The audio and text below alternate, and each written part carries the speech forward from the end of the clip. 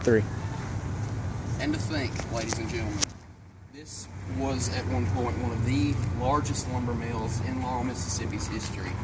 Thankfully, it was put back together as a community center mall by the help of J.C. Penney, Belk, and the Regal 5 Cinema.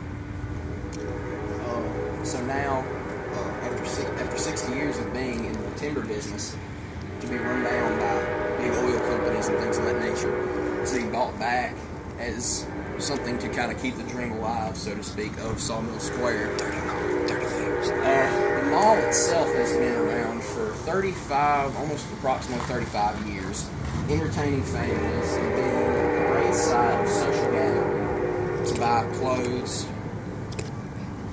and restaurants and things of that nature.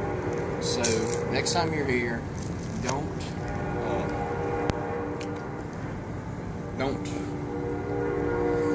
appreciate all the things in here, like the fine establishments, and just be thankful for this great mall that we have here in Laurel, Mississippi.